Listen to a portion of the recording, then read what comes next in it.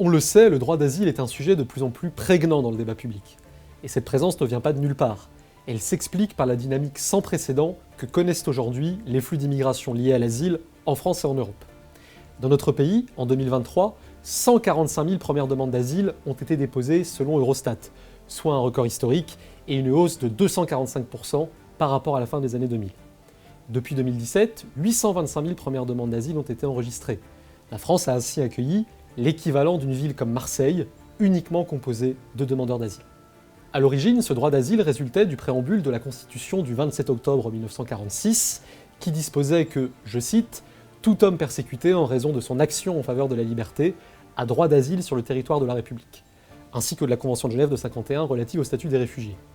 Or, ce droit d'asile a été de plus en plus dévoyé dans son interprétation, notamment par les juges, au point de devenir une véritable filière d'immigration à part entière.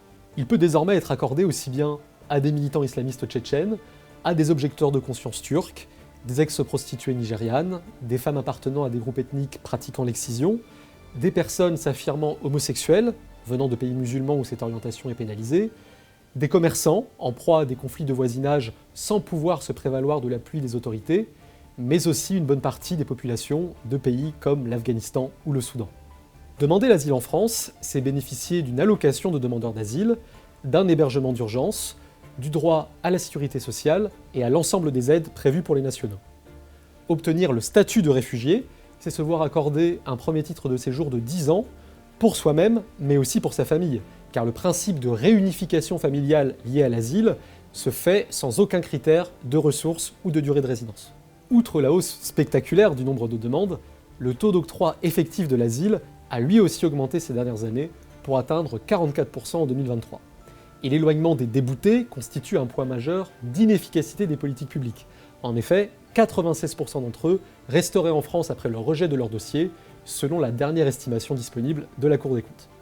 Un gouvernement qui souhaiterait reprendre la main, refonder un système d'asile plus fidèle à son esprit initial et soumis à des limites quantitatives, n'aurait pas d'autre choix, dans un premier temps, que de dénoncer la Convention de Genève de 1951, ainsi que le protocole de New York de 1967, qui en a étendu la portée. Toutefois, cette convention étant désormais intégrée au droit de l'Union européenne, un tel gouvernement devrait aussi entamer un véritable bras de fer avec les institutions de l'UE pour modifier les traités et les directives européennes ou en obtenir une exemption. Un État comme la France aurait les moyens de faire pression efficacement dans ce sens, et compterait de nombreux alliés en Europe, aussi préoccupés qu'elle sur ce sujet, et dont les gouvernements sont de toutes les couleurs politiques. Les Pays-Bas, la Finlande, le Danemark, l'Italie. C'est à ce prix que nous sortirons de l'impasse du droit à l'asile pour reprendre progressivement le chemin d'un droit de l'asile véritablement maîtrisé.